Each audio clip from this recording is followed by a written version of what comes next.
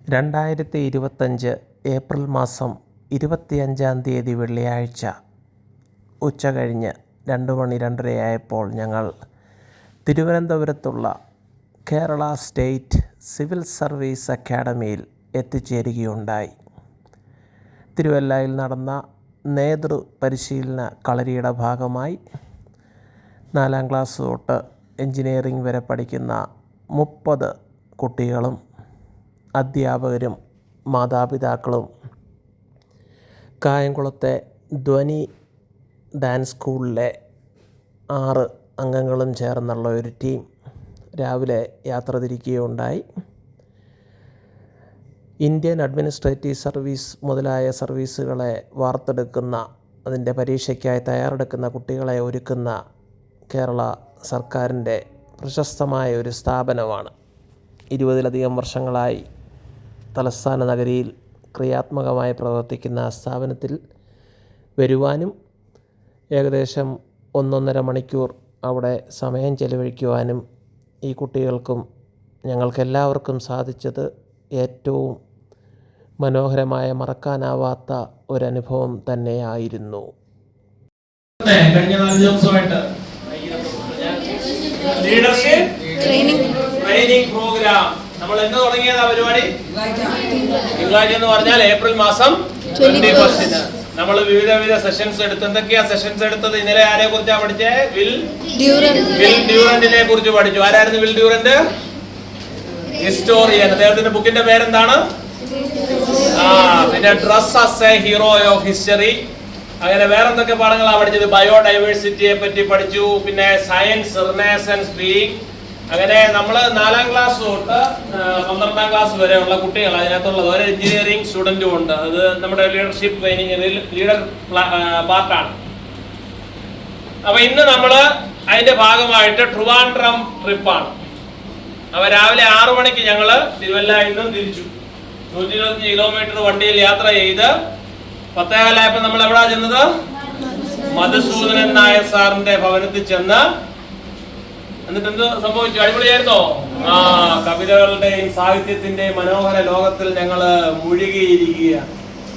ഇപ്പോൾ നമ്മൾ എവിടെയാണ് നിൽക്കുന്നത്? Kerala state civil service academy.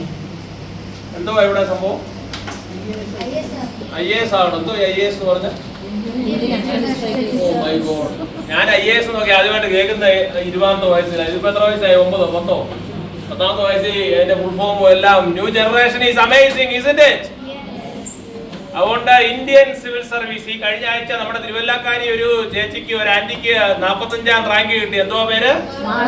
Malavika. ഞങ്ങളുടെ സ്വന്തം നാട്ടുകാരിയാണ്. 45-ാം റാങ്ക്. ഇവരൊക്കെ പഠിക്കുന്ന സ്കൂളിൽ 10-ാം ക്ലാസ് വരെ പഠിച്ച ആളാണ്. അതുകൊണ്ട് എല്ലാവരും അതിൽ എക്സൈറ്റഡ് ആണ്. 45th റാങ്കാണ്. അതുകൊണ്ട് മാളവിക ചേച്ചി മാഡം എന്ന് വിളിക്കണം. മാഡം പഠിച്ച സ്കൂളിലാണ് ലിഖിത പഠിക്കുന്നത്. എത്ര പേര് വേറെ ഉണ്ട്? കൈ പോയിക്കേ. ഇത്രയും പേര് ആ സ്കൂളിലാണ് പഠിക്കും. അപ്പൊ നിങ്ങളുടെ കൂട്ട് 5-ാം ക്ലാസ്സിലോ 4-ാം ക്ലാസ്സിലോ 7-ാം ക്ലാസ്സിലോ ഒക്കെ അവിടെ ഒരു സാധാരണ കുട്ടിയായിട്ട് അടിയുണ്ടാക്കി ഓടി കളിച്ച് നടത്തി. അന്ന് ആരെങ്കിലും പറഞ്ഞു ഈ കുട്ടിയെ IAS കാരിയാവുമെന്ന്? അതുകൊണ്ട് നിങ്ങൾക്കും ഒരു IAS കാരനാകാം, IAS കാരിയാകാം, IPS കാരനാകാം, IPS കാരിയാകാം.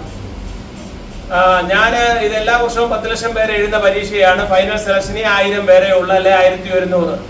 വർഷങ്ങൾക്ക് മുമ്പ് ഞാൻ എഴുതി അമ്പയെ പരാജയപ്പെട്ട സംഭവമാണ്. തിരുവനന്തപുരത്തും കോച്ചിങ് എടുത്തു, ഡൽഹിയിലും കോച്ചിങ് എടുത്തു. അതിനെ ചിരിക്കുവോ? തോറ്റവരാണോ നമ്മള്?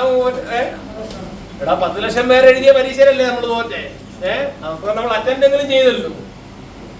അതുകൊണ്ട് എനിക്ക് കിട്ടാത്തത് ലോകത്താർക്കും കിട്ടില്ലെന്നുള്ള സാധാരണഗതിയില് മനുഷ്യരുടെ ഒരു ഇത്. ഈ IAS ജോലിയെ പറ്റി ഏറ്റവും കൂടുതൽ അപവാദം പറയുന്ന ആരാന്നറിയാം? Failed candidates. കിട്ടാത്ത മുന്തിരി പുളിക്കും. പക്ഷെ ആ മുന്തിരിക്ക് നല്ല മധുരം ഉണ്ടെന്ന് എനിക്ക് ഇപ്പോഴും അറിയാം. എനിക്ക് കിട്ടിയില്ലെന്നേ ഉള്ളൂ. അതുകൊണ്ട് നിങ്ങളെങ്കിലും അത് കിട്ടിക്കോട്ടെ എന്നുള്ള വലിയൊരു ആഗ്രഹമുണ്ട്. അതുകൊണ്ടാണ് ഞാനിത് മാഡത്തെയൊക്കെ വിളിച്ച് നേരത്തെ അറേഞ്ച് ചെയ്ത്. ഇതെല്ലാം വെൽ പ്ലാൻഡ് ആണ്. സാറുമായിട്ട് ഇതെല്ലാം ഒക്കെ ജയകൃഷ്ണ സാറാണ് ഇവിടുത്തെ കോർഡിനേറ്ററാണ്. ഇത് മാഡം അല്ലേ? പ്രമീള ഇവിടുത്തെ ഓഫീസറാണ്. അങ്ങനെ എല്ലാം നിങ്ങൾക്ക് വേണ്ടി സെറ്റാക്കി വെച്ചിരിക്കുകയാണ്. ഇനി ജയകൃഷ്ണ സാർ നമ്മളോട് ഈ പരീക്ഷയ്ക്ക് എങ്ങനെയാണ് പ്രിപ്പയർ ചെയ്യേണ്ടത്, ഈ പരീക്ഷയെ പറ്റി ഒത്തിരി ഡീപ്പായിട്ടൊന്നും പറയാനൊക്കത്തില്ല. പറയണ മണിക്കൂറുകൾ എടുക്കും. ഒരു ജനറൽ ഓവർവ്യൂ 4-ാം ക്ലാസ് തൊട്ടുള്ള കുട്ടികളുണ്ട്. സാറിനെ നമ്മള് നമുക്കിത് തന്നതിലുള്ള സന്തോഷം അറിയിക്കുന്നത് ഏറ്റവും ഹാർദവമായിട്ട് ഡിഗ്രിക്ക് പഠിക്കുന്ന കുട്ടികൾ വരെ ഉണ്ട്. എന്തായാലും നമ്മൾക്ക് ഒരു ആഗ്രഹം ഉണ്ടാകുന്നതിന് പ്രായം ഒരു പരിഗണനയല്ല. നിങ്ങൾക്ക് ഈ പ്രായത്തിൽ തന്നെ നിങ്ങൾക്ക് ആഗ്രഹിക്കാം, അതിനു വേണ്ടിയിട്ട് നിങ്ങൾക്ക് പ്രിപ്പയർ ചെയ്യാം. അപ്പം അതിനു വേണ്ടിയിട്ട് എങ്ങനെയൊക്കെയാണ് പ്രിപ്പയർ ചെയ്യേണ്ടതെന്നുള്ളത് നിങ്ങൾക്ക് ജയകൃഷ്ണൻ സാർ പറഞ്ഞുതരും. ഓക്കെ, എല്ലാവർക്കും നല്ലൊരു ദിവസം ആശംസിക്കുന്നു. അടുത്തോടെ സ്പെഷ്യൽ താങ്ക്സ് നമ്മുടെ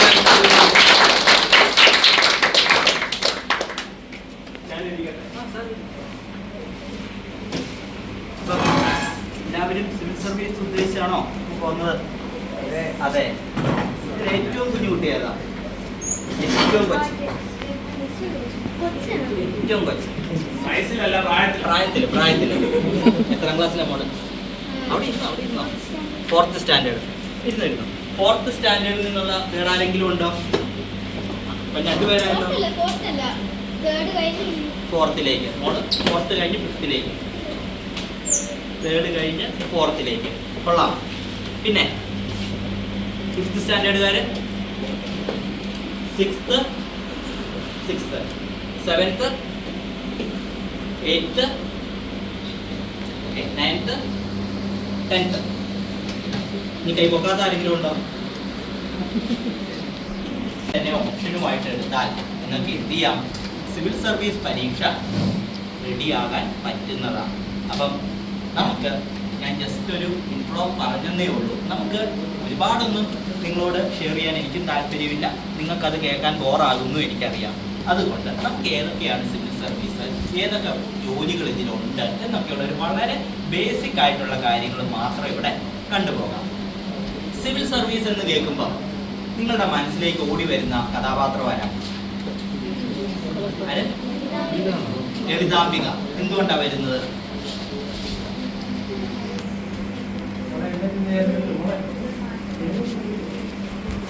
ഏറ്റവും കൂടുതൽ മാർക്ക് മേടിച്ച വ്യക്തിയായതുകൊണ്ട് നമുക്ക് ആ പേര് ഓർമ്മ വരുന്നു. ഓക്കെ, പിന്നെ ആർക്കൊക്കെ? ഓക്കെ, എത്ര എണ്ണം പറഞ്ഞു? IRS പറഞ്ഞു, IFS പറഞ്ഞു, IAS പറഞ്ഞു, IPS പറഞ്ഞു, IFS വന്നാലും പറഞ്ഞില്ലേ? അഞ്ചിൽ നിൽക്കുക. IES Indian economic service, Indian engineering സർവീസോ? Economic service. പിന്നെ IIS Indian information service. IRS already പറഞ്ഞു. പക്ഷെ ഇതിൽ നിന്ന് ഞാൻ 1-2 സർവീസുകൾ എടുത്ത് മാറ്റുകയാണ്.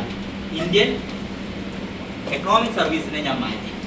പിന്നെ കാരണം UPSC സിവിൽ സർവീസ് എക്സാമിൽ ഇതും ഒരു സിവിൽ സർവീസ് തന്നെ, പക്ഷെ ഏതിലില്ല നിങ്ങൾ ഉദ്ദേശിക്കുന്ന സിവിൽ സർവീസിൽ പെടുന്ന പരീക്ഷയല്ല. അപ്പൊ നമുക്ക് നോക്കാം ഏതൊക്കെയാണ് അവിടെ ഉള്ളത്. ആദ്യത്തേത് IAS Indian administrative service. Indian administrative service എന്ന് പറഞ്ഞാൽ ഏറ്റവും പ്രസ്റ്റീജിയസ് ആയിട്ടുള്ള ഒരു സർവീസാണ്. നിങ്ങളെ ആദ്യം ഒരു ജില്ലയുടെ സബ് കളക്ടർ, 2 വർഷത്തെ ട്രെയിനിങ്ങിൽ നിങ്ങൾ അസിസ്റ്റന്റ് കളക്ടർ ആയിട്ടൊക്കെ വരും. പക്ഷെ അതിന് ശേഷം സബ് കളക്ടർ ആയിട്ട് തുടങ്ങും, ജില്ലാ കളക്ടർ ആകും. പിന്നെ നിങ്ങൾക്ക് മുകളിലോട്ട് ക്യാബിനറ്റ് സെക്രട്ടറി വരെ ഇന്ത്യയിൽ വളരാം. സ്റ്റേറ്റിലാണെങ്കിൽ ചീഫ് സെക്രട്ടറി വരെ വളരുന്ന ഏറ്റവും പ്രസ്റ്റീജിയസ് ആണ്. എല്ലാ ഡിപ്പാർട്ട്മെന്റുകളുടെയും മുകളിൽ എന്തുണ്ട്? കൺട്രോൾ കിട്ടുന്ന ഒരു സർവീസാണ് ഇന്ത്യൻ അഡ്മിനിസ്ട്രേറ്റീവ് സർവീസ് എന്ന് പറയുന്നത്. ഓക്കെ, IAS എല്ലാവരും ആഗ്രഹിക്കുന്നത് IAS കിട്ടാനാണ്. രണ്ടാമത്തേത് പോലീസ് സർവീസ്. എല്ലാവരും എടുത്ത് പിടിക്കാൻ പറ്റുന്ന സർവീസാണ് ഏത്? നമ്മുടെ പോലീസ് സർവീസ്. അതല്ല, നമ്മളുടെ രാജ്യം ഇത്രയും സെക്യൂർ ആയിട്ട് മുന്നോട്ട് പോകുന്നതിനുള്ള ഒരു പ്രധാന കാര്യം എന്താണ്? ഈ പറയുന്ന പോലീസ് സർവീസ് എന്നുള്ളതാണ്. ഇന്ത്യയുടെ സ്റ്റീൽ ഫ്രെയിം, നിങ്ങളുടെ ആ ഒരു ചാർട്ട് സാർ അയച്ചു തന്നപ്പോൾ ഞാൻ കണ്ടിരുന്നു. സ്റ്റീൽ ഫ്രെയിം എന്നൊരു വാക്ക് അവിടെ ഉപയോഗിച്ചിരുന്നു. എന്തുകൊണ്ടാണ് ഇവർ ഈ സ്റ്റീൽ ഫ്രെയിം ആയിട്ട് അറിയപ്പെടുന്നത്? നിങ്ങൾ ചിന്തിച്ചിട്ടുണ്ടോ? ഇന്ത്യ എന്ന് പറയുന്ന രാജ്യം ഇപ്പോഴും എന്തുകൊണ്ടാണ് ഇങ്ങനെ നിൽക്കുന്നതെന്ന്? നമ്മളുടെ കൂടെ സ്വാതന്ത്ര്യം കിട്ടി വന്ന ഒരു രാജ്യമായിരുന്നു പാകിസ്ഥാൻ. ഇന്ന് പാകിസ്ഥാൻ 2ആയി പോയി. നിങ്ങൾ ചരിത്രം പഠിക്കുമ്പോൾ അറിയാം, പാകിസ്ഥാൻ ഈസ്റ്റ് പാകിസ്ഥാൻ എന്നും വെസ്റ്റ് പാകിസ്ഥാൻ എന്നും 2 എണ്ണമായിരുന്നു. ഇന്ന് നമ്മൾ അതിനെ വെട്ടിമുറിച്ച് എന്താക്കി? ഒന്ന് ബംഗ്ലാദേശും ആക്കി, ഒന്ന് എന്താക്കി? പാകിസ്ഥാനുമാക്കി. അപ്പം ഒരൊറ്റ മതത്തിന്റെ പേരിൽ ഒരു സ്ഥാപനം വന്നാൽ, ഒരു രാജ്യം വന്നാൽ അത് നിലനിൽക്കുമോ? ഒരിക്കലും നിലനിൽക്കുകയില്ല. ശ്രീലങ്കയിലേക്ക് നോക്ക്, സിംഹളീസ് ആൻഡ് തമിഴ്, വെറും 2 ഗ്രൂപ്പുകളെ അവിടെ ഉള്ളൂ. രണ്ടും തമ്മിൽ തല്ലും. രാജ്യം വിഘടിക്കാനുള്ള എന്തുണ്ട്? എല്ലാ ബേസും അവിടെയുണ്ട്. എന്നും വഴക്കാണ്. സിംഹളീസും തമിഴ് പുലികളും തമ്മിലുള്ള ഫൈറ്റ് നിങ്ങൾ കാണാറുണ്ട്. ബെൽജിയം, കാനഡ, ലോകത്തിലെ ഏത് രാജ്യവും നിങ്ങൾ എടുത്തു നോക്ക്. 6ാമതായിട്ട് ഏറ്റവും താഴെ എഴുതിയിരിക്കുന്നത്, നിങ്ങളിൽ എത്ര പേര് വന്ദേ ഭാരത് ട്രെയിനിൽ കയറിയിട്ടുണ്ട്? കുറെ പേര് കയറിയിട്ടുണ്ട്. എങ്ങനെയുണ്ട് ട്രെയിന് മൊത്തത്തില്? അടിപൊളി. ഇഷ്ടപ്പെട്ട? എവിടുന്ന് എങ്ങോട്ടാ പോയത്? മോളെ എവിടേക്കാ പോയത്? തമിഴ്നാട്. തമിഴ്നാട്ടിൽ എവിടുന്ന് എവിടേക്ക്? അതിനകത്ത് തന്നെ. ഓക്കെ. പിന്നെ ഇവിടെ മോനെങ്ങോട്ടാ പോയത്? പോയിട്ടില്ല. മോളാണ്. ഓക്കെ. വന്ദേ ഭാരത് ചെങ്ങന്നൂർ വരെ പോയി. ഓക്കെ. കയറാൻ വേണ്ടി കയറിയതാണോ? ഒരു രസത്തിന് വേണ്ടിയിട്ട്. ഇഷ്ടപ്പെട്ടോ? ഇഷ്ടപ്പെട്ടു. അപ്പം ബാക്കി ട്രെയിനുകളിൽ കയറുമ്പം ഇയാൾക്ക് എന്താ തോന്നിയത്? ഏതാ നല്ലത്? വന്ദേ ഭാരത്. ഏതാ ഇഷ്ടപ്പെട്ട്? വന്ദേ ഭാരത്. എല്ലാം അങ്ങനെ ആയാൽ എങ്ങനെ ഇരിക്കും? സൂപ്പർ ആയിരിക്കുമോ? അപ്പം നമ്മളുടെ റെയിൽവേ എന്ന് പറയുന്നത്, നിങ്ങൾ ഇങ്ങോട്ട് ബസ്സിലാണ് വന്നതെന്ന് പറഞ്ഞു, എത്രയോ സ്പീഡിൽ, പക്ഷേ തിരുവനന്തപുരത്ത് ഇറങ്ങിക്കഴിഞ്ഞാൽ വരാൻ നിങ്ങൾ പെട്ടുപോകും. എന്നാലും എത്രയോ സ്പീഡിൽ വളരെ പെട്ടെന്ന് എല്ലാ സൗകര്യങ്ങളും ഉപയോഗിച്ച് വരാൻ പറ്റുന്ന വന്ദേ ഭാരത് ട്രെയിനുകൾ ഇതാരാ കൊണ്ടുവരുന്നത്? ഇന്ത്യ കൊണ്ടുവരുന്നു. ആര് വഴി? Indian railway management service. നിങ്ങൾ ഈ സിവിൽ സർവീസ് പരീക്ഷ എഴുതിയാൽ ഈ ഉദ്യോഗസ്ഥരായിട്ട് നിങ്ങൾക്ക് ജോലി കിട്ടും. ഇപ്പോഴത്തെ നമ്മളുടെ പ്ലാൻ എന്ന് പറഞ്ഞാൽ രാജ്യത്ത് 200 കിലോമീറ്റർ, അതായത് കാരണം ഈ പറയുന്ന ട്രയൽ റൺ ആണ് ഇപ്പൊ അവിടെ നടത്തിയത്. അപ്പൊ ഹീമാന്, ശക്തിമാന്, ആര്യമാന് ഇതെല്ലാം ആരുടെയാണ്? സൂപ്പർമാൻ നമ്മുടെ അല്ല. ഇതെല്ലാം നമ്മളുടെയാണ്, ഇന്ത്യക്കാരുടെയാണ്. അതൊക്കെ വന്ന ഒരു ചാനലായിരുന്നു. ഏത്?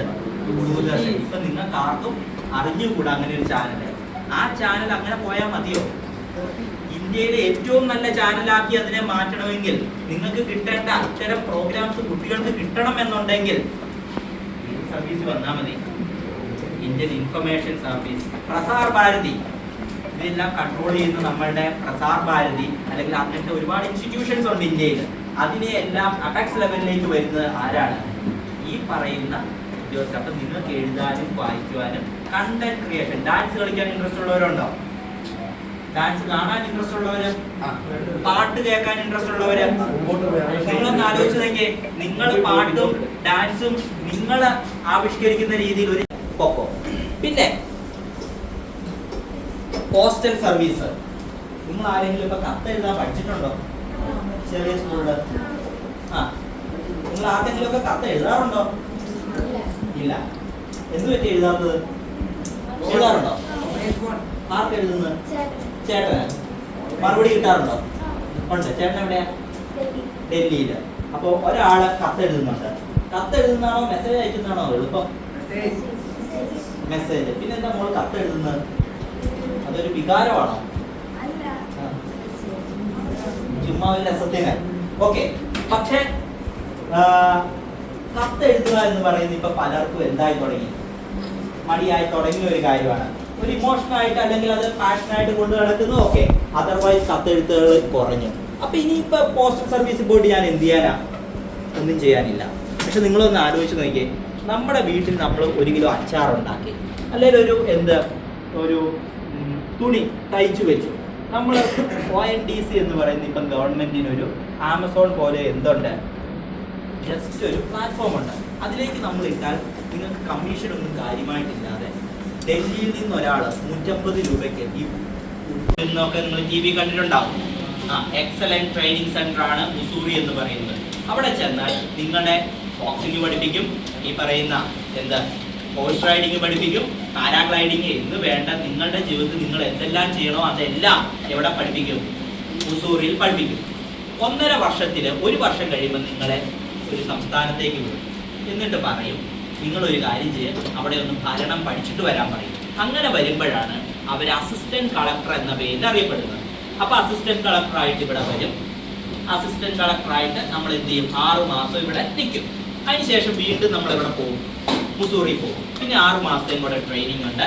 ആ ട്രെയിനിങ് കഴിഞ്ഞാൽ നിങ്ങളെ നേരെ ഒരു ജില്ലയുടെ സബ് കളക്ടർ വർഷമാകുമ്പോഴത്തേക്കും, കേരളത്തിലൊക്കെ 4 കഴിയുമ്പോഴേ നമുക്ക് എന്ത് കിട്ടും, ജില്ലാ കളക്ടർ എന്ന് പറയുന്ന ഒരു പോസ്റ്റിലേക്ക് കിട്ടും. അപ്പം സർവീസിന്റെ 4 തുടങ്ങി ഏകദേശം ഒരു 12ാമത്തെ വർഷം വരെ ജില്ലാ കളക്ടറായിട്ട് നമുക്ക് എന്ത് ചെയ്യാം, ഒരു ജില്ലയിൽ പറ്റിയല്ല, 3 വർഷത്തിനുള്ളിൽ കഴിയുമ്പോഴത്തേക്കും അവരെ മാറ്റും. പല പല ജില്ലകളിലും ഏതെങ്കിലുമൊക്കെ ഡിപ്പാർട്ട്മെന്റിന്റെ ഡയറക്ടർമാരായിട്ടും ഒക്കെ എന്ത് ചെയ്യാം, ജോലി നോക്കാൻ പറ്റും IAS. അതിനുശേഷം നമ്മൾ എന്ത് ചെയ്യണം, ഈ പറയുന്ന നമ്മൾക്ക് ഓരോരോ റാങ്കുകളുണ്ട് ഡിപ്പാർട്ട്മെന്റുകളിൽ. ജോയിന്റ് സെക്രട്ടറി റാങ്ക്, അതിനുശേഷം എന്തുണ്ട്, അഡീഷണൽ സെക്രട്ടറി, സ്പെഷ്യൽ സെക്രട്ടറി. അവസാനം പോയി നമ്മൾ ഏതിൽ അവസാനിക്കും, ഈ പറയുന്ന പ്രിൻസിപ്പൽ സെക്രട്ടറിയും കഴിഞ്ഞ് ചീഫ് സെക്രട്ടറി വരെ എത്താൻ പറ്റും. അതൊക്കെ സംസ്ഥാനത്ത് 2 or 3 പേർക്കൊക്കെ പറ്റുള്ളൂ. കാരണം ആരൊക്കെയുണ്ട്, എങ്ങനെയൊക്കെയാണ് വേക്കൻസി തുടങ്ങിയ കാര്യങ്ങൾ അനുസരിച്ചാണ്. അപ്പൊ അങ്ങനെ ജില്ലാ കളക്ടർ കഴിഞ്ഞ് പിന്നെ കിട്ടുന്ന പോസ്റ്റുകൾ പലതും ഏതെങ്കിലുമൊക്കെ ഡിപ്പാർട്ട്മെന്റ് ആയിരിക്കും. നമുക്ക് ഇരിക്കാം ഇപ്പം വിദ്യാഭ്യാസ വകുപ്പ്, ആ വകുപ്പിൽ നമുക്ക് കാര്യമായ മാറ്റങ്ങൾ കൊണ്ടുവരാൻ ആരെ കൊണ്ട് പറ്റും, IAS-കാരെ കൊണ്ട് പറ്റുന്നതാണ്. അപ്പൊ ഇങ്ങനെയാണ് മോളെ IAS-ന്റെ ഒരു കരിയർ എന്ന് പറയുന്നത്. അപ്പൊ നമ്മൾ അസിസ്റ്റന്റ് കളക്ടറായി തുടങ്ങി പരമാവധി സംസ്ഥാനത്ത് നമ്മൾ ചീഫ് സെക്രട്ടറി പോയാൽ സെക്രട്ടറി വരെ ഇതാണ് നമ്മുടെ IAS. പിന്നെ ഏതിനെങ്കിലും കുറിച്ച് അറിയണോ ആർക്കെങ്കിലും? ജോലി, അതായത് നമ്മളിപ്പം സബ് കളക്ടർ ആണെന്ന് ഇരിക്കട്ടെ, മോളുടെ നാട്ടിലൊരു പ്രശ്നം പറഞ്ഞു, വെള്ളത്തിന് പ്രശ്നമുണ്ട്. എന്താ പ്രശ്നം, എന്താ, വെള്ളം അഴുക്കായിട്ടാ വരുന്നത്. നമ്മുടെ IAS-കാർ, ഇത് ശരിക്കും ഭൂജല വകുപ്പ് നമുക്ക് വേറെ ഉണ്ട്, അവരുടെ മേൽനോട്ടമാണ് ആർക്ക് വരുന്നത്, IAS-കാർക്ക് വരുന്നത്. ഒരു പ്രശ്നം മോൾ ഉന്നയിച്ചു, ഇത് ഒരു കത്തായിട്ടോ അല്ലെങ്കിൽ ഇഷ്യൂ ആയിട്ടോ നമ്മൾ കൺസേൺ നമ്മുടെ കൗൺസിലറോട് പറയുന്നു, പ്രയോജനമുണ്ടോ? വല്ലതും ചെയ്യുന്നില്ല, ഇവിടെ ഒന്നും ചെയ്യാൻ പറ്റിയില്ല. നമ്മൾ ആരെ അപ്രോച്ച് ചെയ്യുന്നു, സബ് കളക്ടർ. ഇത് കളക്ടർക്ക് കൊടുത്താൽ മതി, കളക്ടർക്ക് ഒരു പരാതിയായിട്ട് കൊടുക്കുന്നു, എൻ്റെ നാട്ടിൽ ഇങ്ങനെ ഒരു പ്രശ്നമുണ്ട്. ഇൻട്രസ്റ്റഡ് ആയിട്ടുള്ള കളക്ടർ ആണെങ്കിൽ ഇത് എവിടെയാണ് ഇതിന്റെ സോഴ്സ് എന്നുള്ളത് ഐഡന്റിഫൈ ചെയ്ത് അവർക്ക് നിർദ്ദേശം പറയും, ഇത് ക്ലീൻ ആക്കുക, അല്ലെങ്കിൽ എന്ത് ചെയ്യുക, ഇന്ന പ്രശ്നം പരിഹരിക്കുക. അങ്ങനെ ചെയ്യാൻ അധികാരപ്പെട്ട ഉദ്യോഗസ്ഥരാണ് ആര്, കളക്ടർമാര്, IAS-കാര്. ഇത് ജില്ലയുടെ കാര്യത്തിൽ. ഇപ്പം നമ്മുടെ ഓരോരോ വകുപ്പുകൾ കാണും. വകുപ്പ് എന്ന് പറഞ്ഞു കഴിഞ്ഞാൽ നമ്മുടെ ആഭ്യന്തര വകുപ്പുകളാണ്, അല്ലെങ്കിൽ ഫിനാൻസ് വകുപ്പുകളാണ്, ഇപ്പം നമ്മുടെ തൊഴിലുറപ്പ്, അല്ലെങ്കിൽ ഒരുപാട് ജോലികൾ നമ്മൾ സാധാരണക്കാരുമായി ബന്ധപ്പെടുന്നുണ്ട്. അതിലൊക്കെ കൃത്യമായ ജനങ്ങളുടെ വെൽഫെയർ, അതായത് എന്താ, മെച്ചപ്പെട്ട ലൈഫ് സ്റ്റൈലിലേക്ക് അവരെ എത്തിക്കുന്നതിൽ ഇത് വിജയിക്കുന്നുണ്ടോ എന്ന് ഉറപ്പ് വരുത്താനാണ് ആരുടെ ജോലി. ഈ പറഞ്ഞ എല്ലാ സർവീസുകളും ഇതിൽ തന്നെ IAS-കാരുടെ ജോലി എന്ന് പറയുന്നത്. ജില്ലാ ഭരണം, അത് ജില്ലാ കളക്ടറായിരിക്കുമ്പോൾ അല്ലാത്ത സമയങ്ങളിൽ നമ്മളുമായി ബന്ധപ്പെട്ട ഭരണമാണ് രാജ്യത്തിന്റെ സെക്യൂരിറ്റി, ഈ പറയുന്ന വെൽഫെയർ പോളിസികളെല്ലാമാണ് നമ്മുടെ സിവിൽ സർവീസ് പരീക്ഷയുടെ 21 തൊട്ട് 32 വയസ്സ് വരെയാണ് നമുക്ക് എഴുതാൻ പറ്റുന്നത് ജനറൽ കാറ്റഗറി. അതിനുശേഷം OBC, SC, ST തുടങ്ങിയ കാറ്റഗറികളാണെങ്കിൽ നമുക്ക് എന്തുണ്ട്, അതിന് കുറച്ച് റിലാക്സേഷൻ. അതായത് OBC ആണെങ്കിൽ 35 വയസ്സ് വരെ, അതല്ല SC, ST കാറ്റഗറിയിൽ പെടുന്നവരാണെങ്കിൽ 37, 39, 42, ഫിസിക്കൽ ഡിസേബിൾഡ് ആണെങ്കിൽ 42 വരെ എന്തുണ്ട്, വ്യത്യാസമുണ്ട്. ഓരോ കാറ്റഗറി അനുസരിച്ചാണ് ഏജ് ലിമിറ്റ് വരുന്നത്. ഓക്കെ, അപ്പം ഇതാണ്. ഇനി വേണമെങ്കിൽ ഒരു 10 മിനിറ്റിൽ നമുക്ക് ആ പരീക്ഷയെ കുറിച്ച്.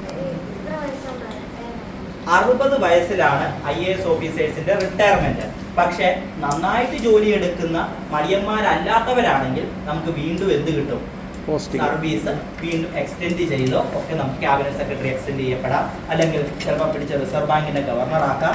അത് നമ്മൾ ഉദ്ദേശിക്കുന്ന പോലെ ഇപ്പൊ ശശികാന്ത ദാസ് വന്നത് കണ്ടോ, അല്ലെങ്കിൽ പുതിയ ആൾ വന്നത് കണ്ടോ, ഇവരെല്ലാ IAS-ൽ നിന്നും ഒക്കെ എന്ത് ചെയ്യുന്നതാണ്, നന്നായിട്ട് ജോലി ചെയ്ത് കഴിഞ്ഞാൽ പിടിച്ച് നീട്ടി തരും. അതല്ല മടിയന്മാരാണെങ്കിൽ ചിലപ്പോൾ പറയും, നിങ്ങൾ അങ്ങ് പൊക്കോ, അതാണ് രാജ്യത്തിന് നല്ലതെന്ന് പറയും. ഓക്കെ, പിന്നെ UPSC എക്സാമിനെ കുറിച്ച് അത് പറയാം. ഓക്കെ, വേറെ ഒന്നുമില്ലല്ലോ, എന്നാൽ എക്സാമിനെ കുറിച്ച് പറഞ്ഞോട്ടെ. എന്തെങ്കിലുമൊക്കെ സംശയം ഉണ്ടോ ചോദിച്ചോണം. This is your great opportunity. മനസ്സിലാവുന്നോ? സിവിൽ സർവീസ് പരീക്ഷ എന്ന് പറയുന്നത് എത്ര ഘട്ടമാണ്? 3 ഘട്ടമാണ്. ഓക്കെ, 3 ഘട്ടമായിട്ടാണ്. പേപ്പർ വേണം, ബുക്ക് ആരെങ്കിലും ഒരാളെ നോട്ട് അങ്ങ് എഴുതിയാൽ മതി. അത് കഴിഞ്ഞ് നമ്മൾ ഗ്രൂപ്പ് ഷെയർ ചെയ്തോളാം. ഓക്കെ. ഒരാൾ നല്ലോണം അങ്ങ് നോട്ട് എഴുതേ. അപ്പോൾ നമ്മൾ എന്തെന്ന് വിളിക്കും? പ്രിലിമിനറി പരീക്ഷ എന്ന് വിളിക്കും. അതാണ് പ്രിലിംസ്. നമ്മളെല്ലാം ചുരുക്കുന്ന ആൾക്കാരാണ്. പ്രിലിംസ് എന്നങ്ങ് ചുരുക്കി. ഓക്കെ. രണ്ടാമത്തെ ഘട്ടമാണ് എന്താ? മെയിൻസ് എന്ന് അറിയപ്പെടുന്നത്. Okay, mains.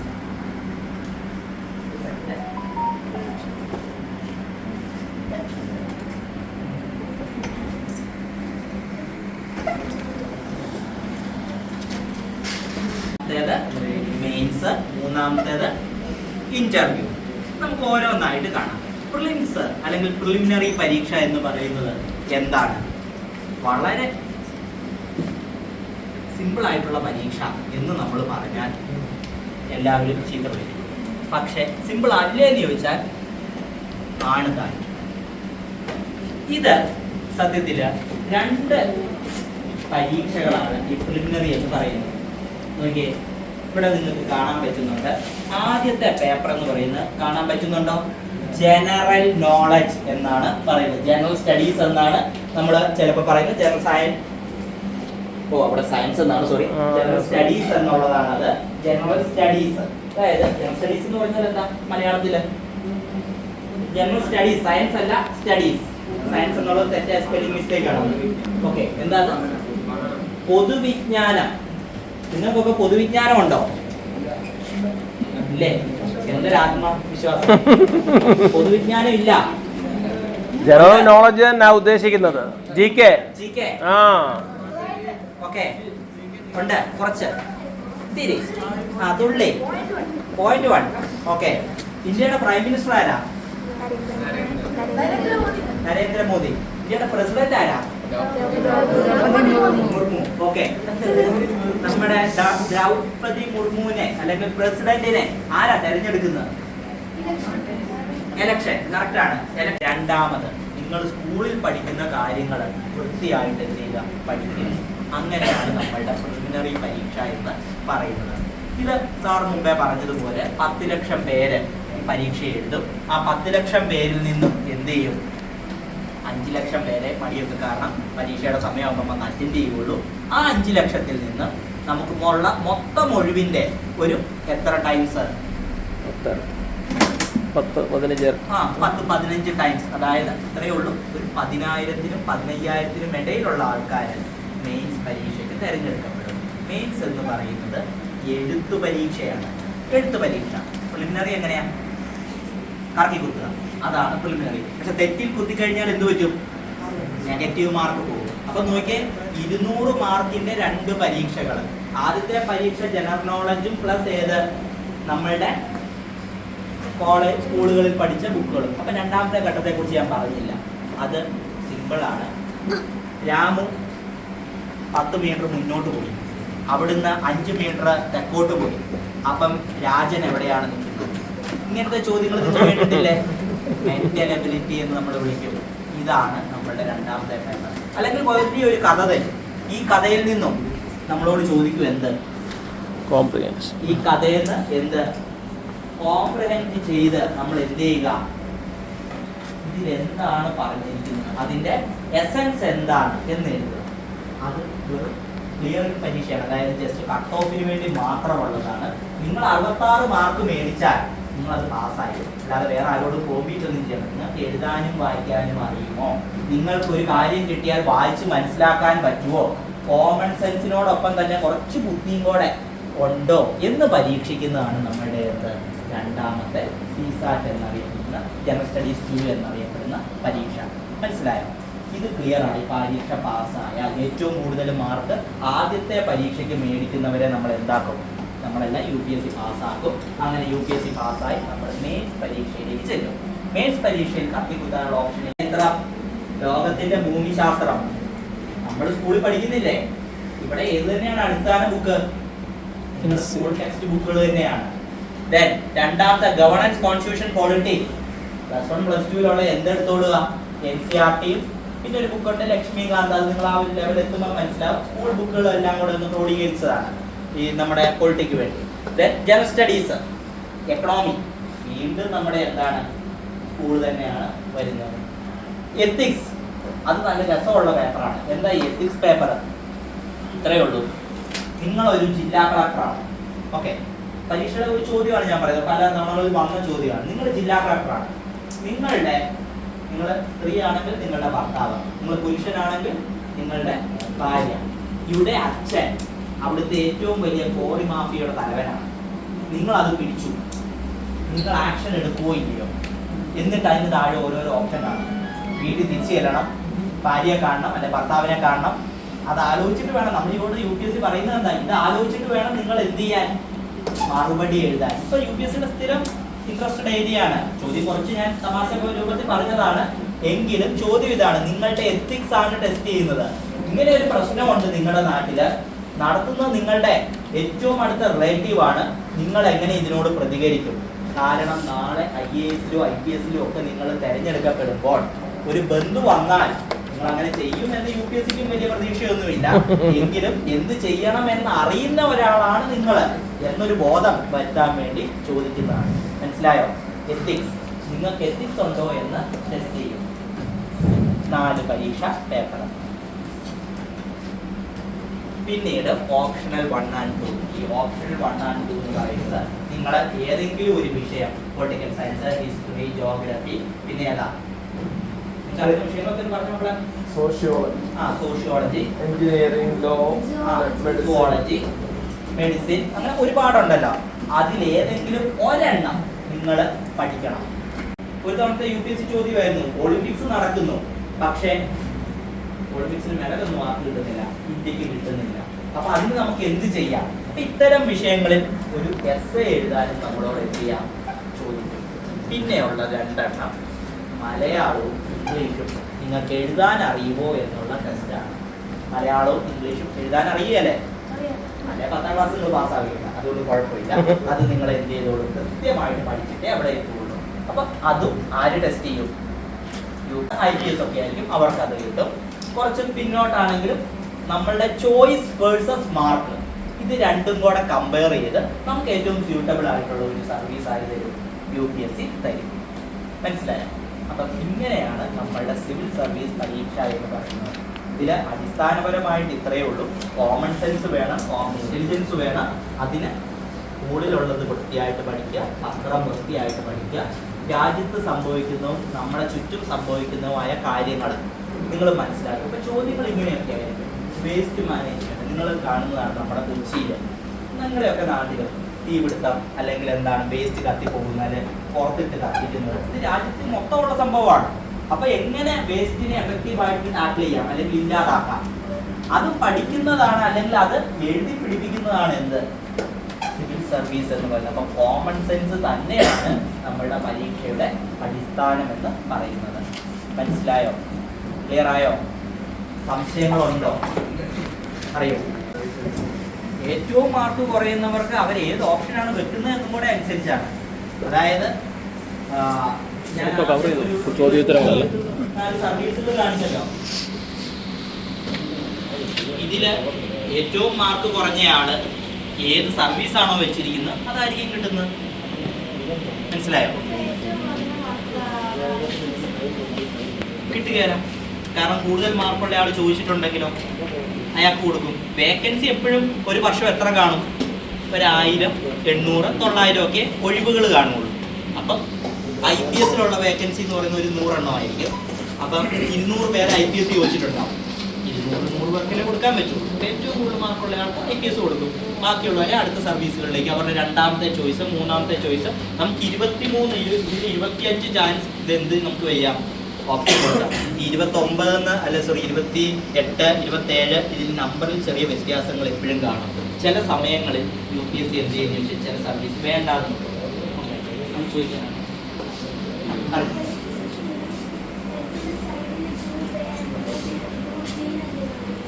Group B and group A എന്ന് കാണിച്ചു. നല്ല ചോദ്യം. ഈ ഗ്രൂപ്പ് B എന്ന് പറയുന്നത് നമ്മളത് കുറച്ചുകൂടെ നമ്മൾ എത്ര ക്ലാസ്സിലാണ്? 5ലെ നമുക്ക് പല തരത്തിലുള്ള ഉദ്യോഗസ്ഥരുണ്ട്. Group A, group B, group C, group D.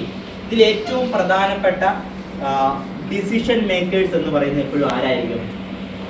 Group A എന്ന് പറയുന്നവരായിരിക്കും. അതിന് തൊട്ട് താഴെ എന്നാൽ പ്രധാനപ്പെട്ട തീരുമാനങ്ങൾ എടുക്കാൻ പറ്റുന്ന ആൾക്കാർ ആരാണ്? ഗ്രൂപ്പ് ബി ആയിരിക്കും. എന്നാൽ ഇവർക്ക് ഒരു ക്ലറിക്കൽ സപ്പോർട്ട് കൊടുക്കാൻ പറ്റുന്നതായിരിക്കും ആര്? സിയിൽ പെടുന്ന. അതൊരു നമ്മുടെ എന്താണ് ഒരു ഹൈറാർക്കി എന്ന് പറയുന്നത്, നമ്മുടെ ഒരു മുകളിൽ നിന്ന് താഴോട്ടുള്ള എന്താണ് ഒരു നമ്മളിങ്ങനെ ലെവൽ ചെയ്തിരിക്കുന്നതാണ്. ഏറ്റവും മുകളിൽ കാണുന്ന എല്ലാവരും ഗ്രൂപ്പ് എ ആയിരിക്കും, ഏറ്റവും ടോപ്പ്. അതിന് തൊട്ട് താഴെ എന്നാൽ വലിയ വ്യത്യാസമൊന്നുമില്ല, ബി ആയിരിക്കും. അവർക്ക് പ്രൊമോഷൻ കിട്ടും എയിലേക്ക്.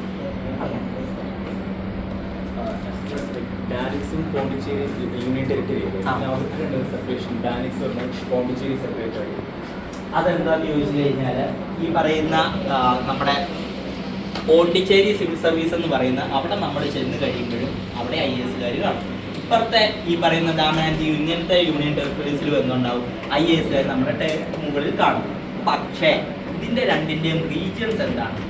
രണ്ടിടത്താണ് കിടക്കുന്നത്. സ്വാഭാവികമായിട്ടും ചിലർക്ക് ഇവിടെ കിട്ടിയാൽ സാറ്റിസ്ഫൈഡ് ആയിരിക്കും. അതുകൊണ്ട് തന്നെ ആ ഒരു കേഡർ അവർക്ക് അലോട്ട് ചെയ്യുകയാണ്, പിന്നെ അവിടുന്ന് മാറ്റം കാണുകയല്ല.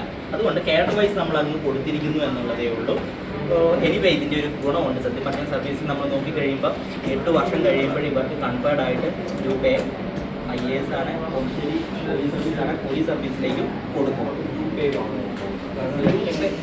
അല്ല അവിടെയുള്ള ഇത് അല്ല അവിടെ വരുന്നത്, അവിടെ സിവിൽ സർവീസ് തന്നെ വരും, IASകാർ തന്നെ വരും. അവർക്ക് ഉള്ള സർവീസാണ് അഗ്മുഡ് കേഡർ എന്ന് പറയുന്നത്. അഗ്മുഡ് കേഡറിൽ ചെന്ന് കഴിഞ്ഞാൽ നമുക്ക് എന്ത് കിട്ടും? അത് കിട്ടും. പക്ഷേ പിന്നെ ഇതിന് വേറൊരു കാര്യം നിങ്ങൾ ശ്രദ്ധിച്ചാൽ അറിയാം, പോണ്ടിച്ചേരി, ഡൽഹി ഈ 2 സ്ഥലത്തും പോപ്പുലേഷൻ കൂടുതലാണ്. അവിടെ എന്തുണ്ട്? നമുക്ക് നിയമസഭയുണ്ട്. അതുകൊണ്ട് അവരെ നമുക്ക് എന്ത് ചെയ്തേ പറ്റുള്ളൂ? സെപ്പറേറ്റ് ഉദ്യോഗസ്ഥരെ വേണം. മറ്റേത് അങ്ങോട്ടും ഇങ്ങോട്ടും നമ്മൾ ട്രാൻസ്ഫർ അടിച്ചു വിടും. നമുക്ക് എത്ര UTs ഉണ്ട്? ഏതൊക്കെ അറിയാം? ആൻഡമാൻ, ലക്ഷദ്വീപ്, പോണ്ടിച്ചേരി, ദാമൻ ആൻഡ് ദിയു, ദാദ്ര നാഗർ ഹവേലി, ജമ്മു ആൻഡ് കാശ്മീരിനെ ഇപ്പൊ പിടിച്ച് നമ്മൾ ഇത് ചെയ്തത്. ഓക്കെ, പിന്നെ ലഡാക്കും ഉണ്ട്. പിന്നെ ഗോവ ഇപ്പൊ മാറ്റി, ഗോവയിൽ നമ്മൾ എന്താക്കി? ഇപ്പൊ നമ്മുടെ രാജ്യത്തെ ഏറ്റവും ചെറിയ സ്റ്റേറ്റ് ആണ് ഏത്? ഗോവ. എത്ര ജില്ലയുണ്ട്? 2. ഓക്കെ, അപ്പം നമ്മളേതാ പറഞ്ഞ അങ്ങനെ നമുക്ക് UTs ഉള്ളത് കൊണ്ട് ഈ 2 സ്റ്റേറ്റുകൾ മാത്രം, ഏത് നമ്മുടെ ഡൽഹിയും പോണ്ടിച്ചേരിക്കും സ്വന്തമായിട്ട് എന്തുണ്ട്? നിയമസഭയിൽ അവിടെ കുറച്ചുകൂടെ വലിയ സ്റ്റേറ്റ് ആയതുകൊണ്ട് നമ്മൾ അത്തരം പ്രത്യേകതകൾ കൊടുത്തിട്ടുണ്ട്. അവർക്ക് പോപ്പുലേഷൻ കൂടുതലാണ്. ഓക്കെ, പ്രസിംഗ് സംശയം ഉണ്ടെന്ന് ചോദിച്ചു അല്ലെ? നമുക്ക് ഇടയ്ക്കിടയ്ക്ക് എല്ലാ വർഷവും വരാം ഇവിടെ, കുഴപ്പമൊന്നുമില്ല. വരാം, ഒരു കുഴപ്പമില്ല. പിന്നെ നമുക്കിവിടെ മാത്രമല്ല കേട്ടോ സെന്ററുകൾ ഉള്ളത്. നിങ്ങൾക്ക് ചെറിയ കുട്ടികൾക്ക് അവർക്ക് നമ്മൾ സിവിൽ സർവീസ് അല്ല സത്യത്തിൽ ടാലൻറ്റ് ഡെവലപ്മെൻറ്റ്, നിങ്ങൾക്ക് ഏതിലാണോ ഇൻട്രസ്റ്റ് എന്നുള്ളത് ഐഡൻറ്റിഫൈ ചെയ്തിട്ട് നിങ്ങളെ ആ മേഖലയിലേക്ക് തിരിച്ചു വിടുന്ന കാഴ്ചകൾ നമുക്കുണ്ട്. വലിയ ഫീസൊന്നും നമ്മൾ മേടിക്കാറ്, കാരണം ഇതൊരു ഗവൺമെൻറ് സ്ഥാപനമാണ്. കുട്ടികളെ മാക്സിമം പ്രൊമോട്ട് ചെയ്യുക എന്നുള്ളതാണ്. നമുക്ക് നിങ്ങൾ തിരുവല്ലയല്ലേ? തിരുവല്ല എന്ന് പറയുമ്പോൾ നമുക്ക് പത്തനംതിട്ടയിലും ചെങ്ങന്നൂരും സെൻറ്ററുകളുണ്ട്, അവിടെ പഠിക്കാം. എറണാകുളത്താണെങ്കിൽ ആലുവയിൽ മെയിൻ സെന്ററുകളുണ്ട്, അവിടെ നിങ്ങൾക്ക് ചെറിയ കുട്ടികൾക്ക് 8ാം ക്ലാസ് തൊട്ടുള്ള കുട്ടികൾക്ക് പഠിക്കാൻ പറ്റും.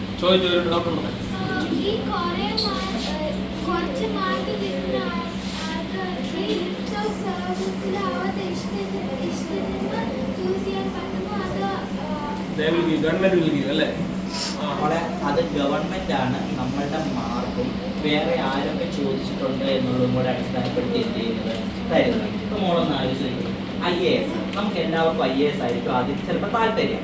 10 പേര് IAS ചോദിച്ചു, 5 വേക്കൻസിയേ ഉള്ളൂ. എന്ത് ചെയ്യും? ആർക്ക് കൊടുക്കണം? ഏറ്റവും കൂടുതൽ മാർക്ക് കിട്ടിയ ആൾക്ക് അല്ലേ? അപ്പൊ അങ്ങനെയായിരിക്കും ഗവൺമെന്റ് കൊടുക്കുന്നത്. ഏറ്റവും കൂടുതൽ മാർക്ക് കിട്ടിയ 5 പേർക്ക് IAS കൊടുക്കും. രണ്ടാമത് ഏതാണോ നമ്മളുടെ താല്പര്യമുള്ളത്, അതിലേതാണോ ഒഴിവുള്ളത് അത്. ഒരു വലിയ കോംപ്ലിക്കേറ്റഡ് ടോപ്പിക് എന്ത് ചെയ്യും?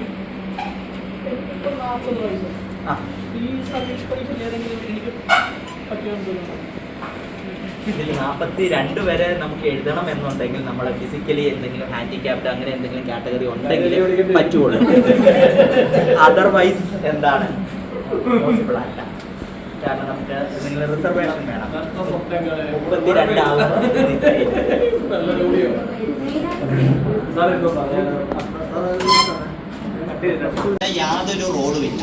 പിന്നെ ഒരാൾക്ക് എത്ര നാൾ കൊണ്ട് സിവിൽ സർവീസ് കിട്ടുമെന്നുള്ളത് ലോകത്ത് ആർക്കും പറയാൻ പറ്റുകയില്ല. അതിന് കാരണം നമ്മളെങ്ങനെ ഗ്രാസ്പ് ചെയ്തെടുക്കുന്നു, നമ്മളെങ്ങനെ ഓരോരോ ടെസ്റ്റുകൾ എഴുതുമ്പോൾ നമ്മളെങ്ങനെ പെർഫോം ചെയ്യുന്നു എന്ന് അടിസ്ഥാനപ്പെടുത്തിയാണ്. എനിവേ 0 മാർക്ക് കിട്ടിയ ആൾക്കും 100% മാർക്ക് കിട്ടിയ ആൾക്കും 1 വർഷം പഠിച്ചാൽ കിട്ടാനുള്ള ചാൻസ് ഈക്വലാണ്. അതുകൊണ്ട് 1 വർഷം കൊണ്ട് നമുക്ക് നേടിയെടുക്കാവുന്നതേ ഉള്ളൂ. പക്ഷെ നമ്മൾ കോമൺ സെൻസ്, അല്ലാതെ കാണാതെ പഠിക്കുന്ന നോളജ് അല്ല, കോമൺ സെൻസ് എത്ര എന്നുള്ളതിനെ അടിസ്ഥാനപ്പെടുത്തിയിരിക്കും. നമുക്കിപ്പോൾ ഒരു കാര്യം കാണുമ്പോൾ ചിലപ്പം 100% മാർക്ക് കിട്ടിയ ആൾ പലപ്പോഴും തള്ളി പോകുന്നതാണ് നമ്മൾ കാണുന്നത്. കാര്യം എന്താണെന്ന് വെച്ചാൽ അവർക്ക് പ്രാക്ടിക്കൽ ആൻസറുകൾ കൊടുക്കാൻ പറ്റുകയില്ല. ഞാൻ എത്തിക്സിന്റെ കാര്യം ഇവിടെ പറഞ്ഞപ്പോൾ പറഞ്ഞു, നമ്മളുടെ ഒരു ബന്ധുവിന്റെ ഒരു കോറിയുണ്ട്, നമ്മൾ എന്ത് ആക്ഷൻ എടുക്കും, ആ ആക്ഷൻ എന്തെടുക്കും എന്നുള്ളത് തിയറട്ടിക്കൽ നോളജിനേക്കാൾ പ്രാക്ടിക്കൽ നോളജ് എഴുതി പിടിപ്പിക്കുന്ന ആൾക്കായിരിക്കും മാർക്ക് കിട്ടുന്നത്.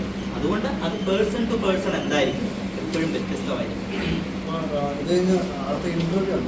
Interview Delhi വെച്ചായിരിക്കും.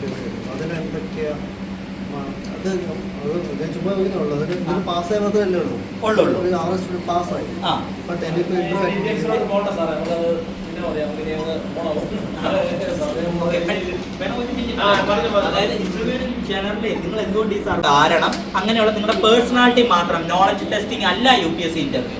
Okay, just personality. Okay, thank you sir. IAS തരാൻ എത്ര പേര് തീരുമാനിച്ചു? അങ്ങോട്ട് തീരുമാനിച്ചങ്ങോട്ട് എന്നാ മതി, അവിടെ എടുത്തു വെച്ചേക്കുന്നു.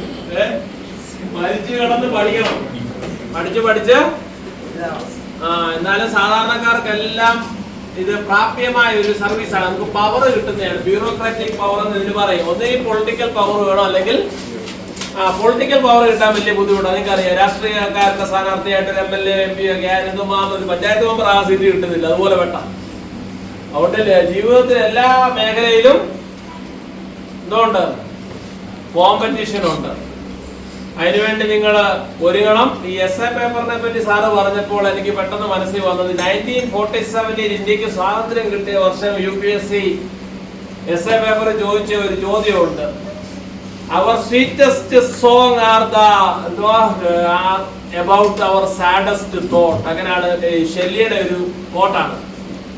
1947 നിങ്ങൾ തപ്പി നോക്കിയാൽ മതി. അത് ഇന്റർനെറ്റിൽ കിട്ടാൻ ബുദ്ധിമുട്ടാണ്. ഞാൻ ഡൽഹിയിൽ കോച്ചിങ്ങിന് പോയതാണ്. ഞങ്ങളുടെ YD മിശ്ര സാർ എന്ന് പറഞ്ഞൊരു സാറുണ്ട്, ഇന്ത്യയിലെ ഒരു നമ്പർ 1 ടീച്ചറാണ് ഹിസ്റ്ററിയിൽ.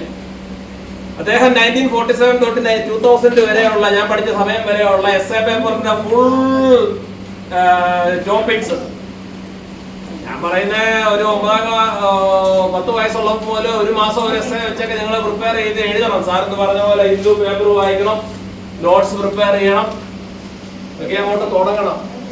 നീ മോക്കിപ്പോ വലിയ ഇൻട്രസ്റ്റ് ആയി, കാര്യമായിട്ടിരുന്ന് എഴുതുന്നു, മിക്കവാറും എന്തെങ്കിലുമൊക്കെ സംഭവിക്കും.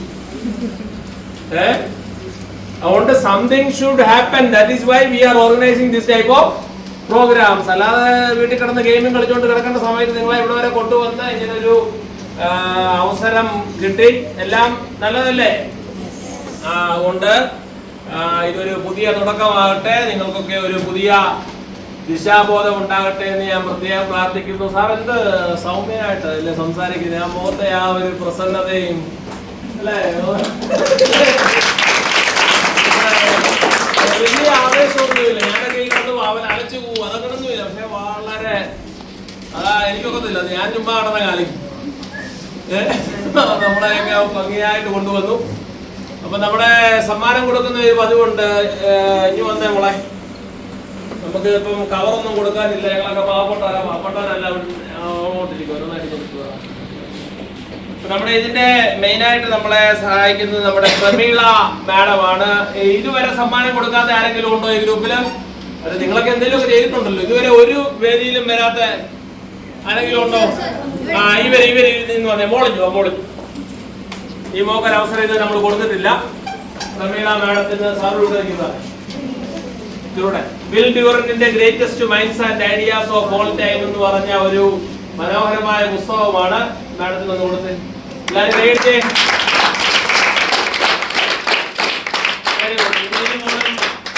നോട്ട് എഴുതുകയാണ്. രണ്ടാമത് നമ്മുടെ ജേക്കബ്സൺ സാറിന് കൊടുക്കാൻ ഈ മോളെ പേരെന്തോ? ആ, ഗൗരി. ചേർന്നിരിക്കും. ആ, നമ്മുടെ IMC-യുടെ വകയായിട്ടുള്ള സമ്മാനം ഗൗരി. ഇനി നമ്മുടെ കൂടെ ഉള്ള നമ്മുടെ ഒരു ഗസ്റ്റ് അല്ല, ഇതെല്ലാം എൻ്റെ ഒരു ഫ്രണ്ടാണ് സ്മിത്ത് സക്കറിയ. അദ്ദേഹം ട്രിവാൻഡ്രത്താണ് താമസിക്കുന്നത്. ഇവിടുത്തെ ഒരു കമ്പനിയുടെ തിരക്കേറിയ ഒരു HR എക്സിക്യൂട്ടീവ് ആണ്. HR വലിയ പുള്ളിയാണ് സത്യം പറഞ്ഞ. ഞാൻ വിളിച്ചു പറഞ്ഞു, സ്മിത്തെ എനിക്ക് ട്രിവാൻഡ്രം ഒന്നും വലിയ പരിചയമില്ല, ഒന്ന് അറേഞ്ച് ചെയ്യണം. അതുകൊണ്ട് പുള്ളിയാണ് രാവിലെ തൊട്ട് സ്വന്തം ജോലി പോലും ലീവ് എടുത്ത് നമ്മുടെ കൂടെ നിൽക്കുകയാണ്. നമുക്കൊന്നും ഒരു വിലയില്ല. അപ്പൊ നമുക്ക് വേണ്ട ഗൈഡൻസും ടൂറിസ്റ്റും എല്ലാം ഗൈഡ് ചെയ്ത് ഇത്രയും നല്ലോണം നമ്മളെ കൂടെ കൊണ്ടുവന്നത് അദ്ദേഹത്തിന് നമ്മളോടുള്ള എന്നോടുള്ള സ്നേഹം കൊണ്ടാണ്. എന്നിൽ കൂടെ നിങ്ങളും ആ സ്നേഹം നുകരുകയാണ്. അദ്ദേഹം ഒരു ബോക്സിംഗ് പ്ലെയർ ആണ്. ഇനി മുമ്പിവാ ഞങ്ങളുടെ മർദ്ദവ കോളേജിൽ ഞങ്ങളുടെ ജൂനിയറായിട്ട് പഠിച്ച അന്ന് നാഷണൽ ലെവലിലൊക്കെ ബോക്സറാണ് ഇദ്ദേഹം. ഞങ്ങൾ രഹസ്യം പറഞ്ഞ ആരുടെ പുറത്ത് പറയല്ല, 25 പൊറോട്ടയൊക്കെ ഒറ്റ ഇരുപ്പിന് കഴിക്കുന്ന ഞാൻ കണ്ടിട്ടുണ്ട് നേരിട്ട്. അത് കഴിഞ്ഞ് പക്ഷെ പുള്ളി പോയി 2-3 മണിക്കൂർ ജിമ്മിൽ പോയി അടിക്കും. അതുകൊണ്ട് ആ ബോഡിയൊക്കെ ഇപ്പം കളിയൊന്നും ഇല്ല. ഇപ്പം ബോക്സിങ്ങിന്റെ നാഷണൽ ലെവലിലും കേരള സ്റ്റേറ്റ് ലെവലിലും ഒക്കെ റഫറിയാണ്. പത്തനംതിട്ട ഡിസ്ട്രിക്ട് ബോക്സിംഗ് അസോസിയേഷന്റെ സെക്രട്ടറിയാണ്. ഞാൻ നിർഭാഗ്യവശാൽ അതിന്റെ ട്രഷററുമാണ്. അങ്ങനെ ഞങ്ങൾ തമ്മിൽ നല്ല ഒരു ഫ്രണ്ട്ഷിപ്പാണ്. ആ ഒരു സ്നേഹം കൊണ്ട് മാത്രമാ സ്മിത്ത് ഇവിടെ വന്നതെന്ന് എനിക്ക് നല്ലപോലെ അറിയാം. അതുകൊണ്ട് thank you very much. Gauri അല്ലേ? ആ, സ്മിത്തിനൊന്നും മോളിൽ സമ്മാനം ഒന്നും കൊടുത്തിട്ടുണ്ടോ? ഇതിനും കൊടുത്തിട്ടുണ്ടോ? ഇല്ല, എനിക്കറിയാം. നാളെ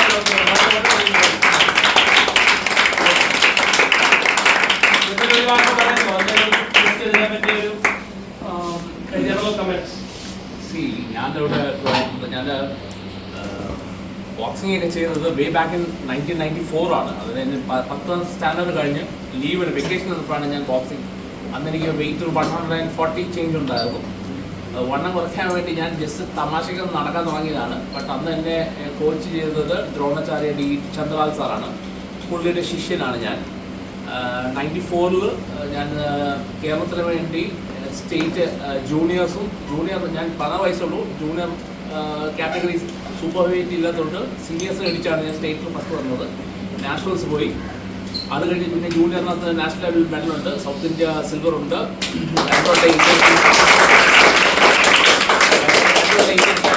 ആണ് എൻ്റെ ബോക്സിംഗ് കരിയർ. ഞാൻ പഠിത്തത്തിന് വേണ്ടി തിരികെയായിരുന്നു. എനിക്ക് സ്വന്തം കാലത്ത് വലിയ ഓപ്പർച്യൂണിറ്റീസ് ഒന്നും ഇല്ലായിരുന്നു.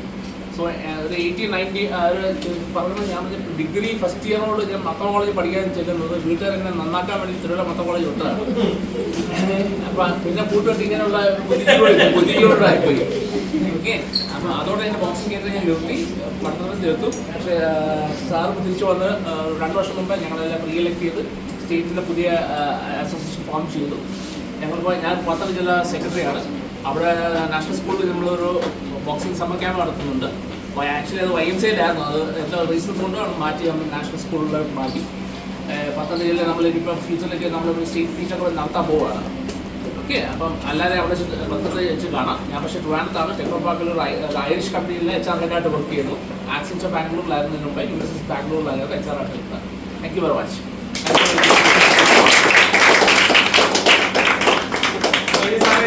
ക്യാമ്പസ് ഒന്ന് കാണുമല്ലേ? ഓ, കാണാം. സാറ് നമ്മളെ ഒരു ഗൈഡഡ് ടൂർ എന്നായിരുന്നു പറയുന്ന ഒരു നമ്മുടെ കേരള സ്റ്റേറ്റ് സിവിൽ സർവീസ് അക്കാഡമിയിലെ ക്ലാസ് റൂമിൽ ഏകദേശം 1 മണിക്കൂർ വളരെ മികച്ച ഒരു ക്രിയേറ്റീവ് ഇൻട്രാക്റ്റീവ് സെഷൻ കുട്ടികൾക്ക് ലഭിച്ചു. 4ാം ക്ലാസ്സിൽ പഠിക്കുന്ന കുട്ടികൾക്ക് വരെ ഇപ്പോൾ UPSC-യുടെ സിവിൽ സർവീസ് പരീക്ഷയുടെ ഘടനയെപ്പറ്റിയും വിവിധ തരത്തിലുള്ള ഒരുക്കത്തെപ്പറ്റിയും വായിക്കേണ്ട പുസ്തകങ്ങളും അറിയേണ്ട കാര്യങ്ങളെപ്പറ്റിയൊക്കെ ഒരു പ്രാഥമിക അറിവും ധാരണയും കിട്ടിയത് വളരെ നല്ല ഒരു കാര്യമാണ്. പലരും മനസ്സിൽ തീരുമാനമെടുക്കുക വരെ ചെയ്തിരിക്കുകയാണ്. എന്തായാലും ഒരു സിവിൽ സർവീസ് പേഴ്സണാലിറ്റിയിലേക്ക്, ജീവിതശൈലിയിലേക്കുള്ള ഒരു മികച്ച തുടക്കം കുറിക്കുവാൻ സാധിച്ചു എന്നുള്ളത് ഏറ്റവും അഭിമാനകരമായ വസ്തുതയാണ്. ഇവിടുത്തെ സ്റ്റാഫാണോ നിങ്ങളൊക്കെ? എന്തോ മാഡത്തിൻ്റെ പേരെന്തോ? ശ്രീകുമാരി. നമ്മൾ തമ്മിലാണോ സംസാരിച്ചത്? ഞാൻ ഓക്കെ, വെരി ഗുഡ്. നമുക്ക് ഒത്തിരി സഹായങ്ങളൊക്കെ ചെയ്തു തന്ന റാണി മാഡമാണ്. Very good.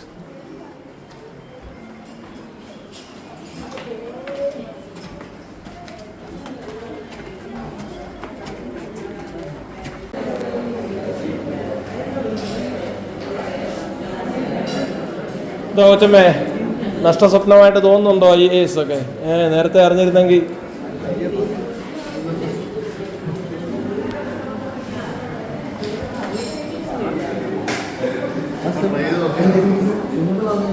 ഇതിനൊക്കെയാണ് നമ്മളിവിടെയൊക്കെ അറേഞ്ച് ചെയ്യുന്നത്. ഇനിയിപ്പോൾ പിള്ളേർക്കല്ലാതെ മനസ്സിൽ സ്വപ്നം കിട്ടുമല്ലോ.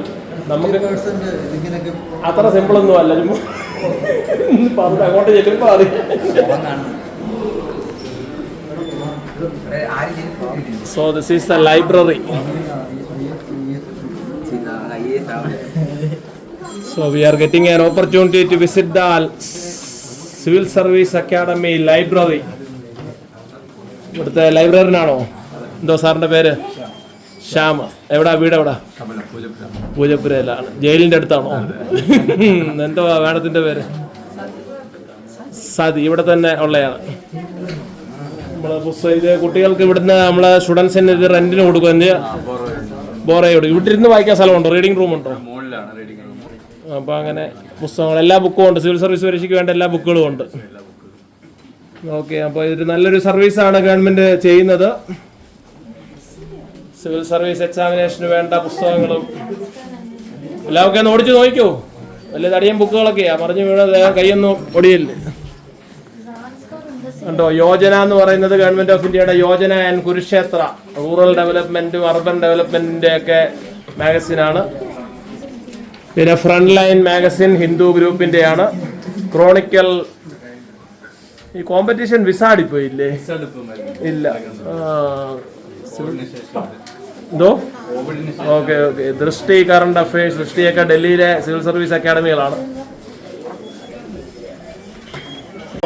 സോറി. പിന്നെ AL ബഷാമിന്റെ വണ്ടർ ദാറ്റ് വാസ് ഇന്ത്യ, അതൊക്കെ കണ്ടുപിടിച്ച്. വെരി ഗുഡ്, മിടുക്കി. ബഷാമിന്റെ വണ്ടർ ദാറ്റ് വാസ് ഇന്ത്യ കണ്ടുപിടി. The name of the book is The Wonder That Was India. AL Basham. കണ്ടുപിടിക്ക്. ഹിസ്റ്ററി ബുക്കാണ്.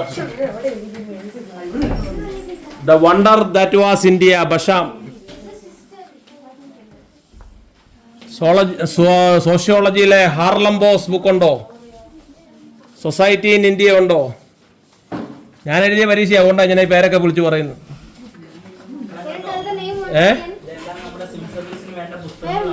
അതെ അതെ, പേരെത്ര പ്രാവശ്യം പറഞ്ഞു? The wonder that was India. Book ചിലപ്പോൾ വല്ലവരും കൊണ്ടുപോയതായിരിക്കും. അതെന്തായാലും ഇതിന് വേണ്ട ഒരു ബുക്കാണ്. ആ ബുക്ക് വിടില്ലേ സാറേ? ഉണ്ടെന്ന് എനിക്ക്. പിന്നെ ബിപിൻ ചന്ദ്രയുടെ മോഡേൺ ഇന്ത്യ ഉണ്ടേ കണ്ടുപിടിയും. Modern India by Bipin Chandra. Bipin ചന്ദ്രയാണോ?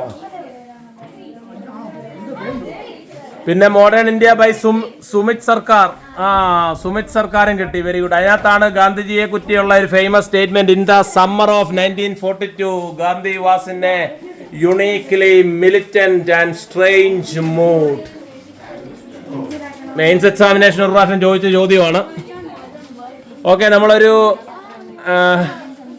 Bipin ചന്ദ്രയും കിട്ടി. Very good. It's a great opportunity. ഇവിടെ 30കളും 40കളും കഴിഞ്ഞ പലരൊക്കെ ഇപ്പോൾ ഇവിടുന്ന് ആത്മകഥം പറയുവാണ്. നേരത്തെ അറിഞ്ഞിരുന്നെങ്കിൽ ഞാനും IAS കാരനായേനെ, IAS കാരിയായേനെ. അല്ല, ഞങ്ങളുടെ കൂട്ടത്തിൽ വന്നവർ തന്നെ പറയുക. അതുകൊണ്ട് ആൻസിക്കൊക്കെ പറ്റിയ സമയമാണ്. This is the right moment. എല്ലാവരും ഒക്കെ ഒന്ന് ഉത്സാഹിക്കുക. ബിപിൻ ചന്ദ്ര കിട്ടിയോ?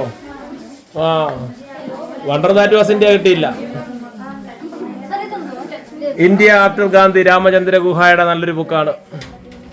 അക്കാഡമിയിൽ നമ്മൾ 2025 ഏപ്രിൽ മാസം 25-ാം തീയതി വൈകിട്ട് 3 മണി കഴിഞ്ഞ് 57 മിനിറ്റ് ആയിരിക്കുകയാണ്. ഇവിടുന്ന് തിരുവല്ല YMCAയുടെ ലീഡർഷിപ്പ് ട്രെയിനിങ് പ്രോഗ്രാം. നമ്മുടെ ജയകൃഷ്ണൻ സാറ് നല്ലൊരു സൂപ്പർ ക്ലാസ് എടുത്തില്ലേ? ഇതിനെ പറ്റിയാ എടുത്തത്. IAS പരീക്ഷയെ പറ്റി. എത്ര സ്റ്റേജായിട്ടാണ് പരീക്ഷ നടക്കുന്നത്? ആദ്യത്തെ സ്റ്റേജ് എന്താണ്? രണ്ടാമത്തെ സ്റ്റേജ് എന്താണ്? മൂന്നാമത്തെ സ്റ്റേജ് എന്താണ്? ഇതിപോലെ എന്നാ വേണം, എന്തൊരു ആവേശമോ കുട്ടികൾക്ക്. ഇവിടെ 35 കഴിഞ്ഞാൽ 2-3 പേരൊക്കെ പറഞ്ഞു ഷോ നേരത്തെ അറിഞ്ഞിരുന്നെങ്കിൽ ഞാനും IAS ആയേനെ, എന്റെ IAS നഷ്ടം. അപ്പൊ നിങ്ങളുടെ മാതാപിതാക്കൾക്കൊന്നും നിങ്ങളുടെ പ്രായത്തിൽ ഇതിനെപ്പറ്റി ഒന്നും ഒരു ഓറിയന്റേഷൻ കിട്ടിയിരുന്നില്ല, പക്ഷെ നിങ്ങൾക്ക് കിട്ടി. So something special is expected from you people. So work hard, be the steel frame of our nation, India that is Bharat. So Kalam sir ന്റെ small aim is a crime. ഉറക്കെ ആൻസിക്ക് കാണാൻ അറിയാവുന്നത് ഇല്ല, ആർക്കറിയാൻ കാണാതെ? ലിഖിതയ്ക്ക് അറിയാമെന്ന് എനിക്കറിയാം. വേറെ ഇതാ മോള് പറഞ്ഞു കൊടുത്തിട്ടുണ്ടോ നേരത്തെ? പുതിയ ആൾക്കാർക്ക് ഒരു അവസരം ആണോ? ആ ജോയൻ പറ ഉറക്കെ, എവിടെ നിന്ന് പറഞ്ഞാൽ മതി. ആസ് എ യങ് സിറ്റിസൺ ഉറക്കെ പറ. As a young citizen of India, armed with technology, knowledge, love for my nation, I realize small aim is a crime. Yes, small aim is a crime.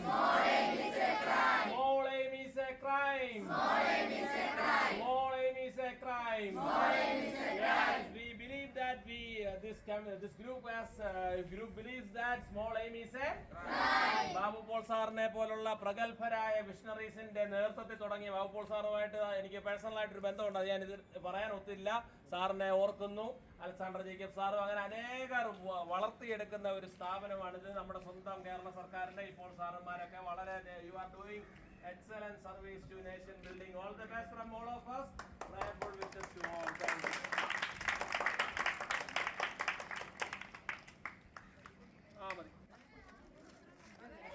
എല്ലാവർക്കും കൊടുത്ത എൻ്റെ ബ്രോഷറൊക്കെയാണ്. മോനെ അലനെ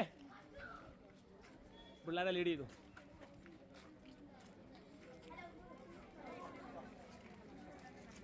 അപ്പൊ നമ്മൾ പോവുകയാണ്.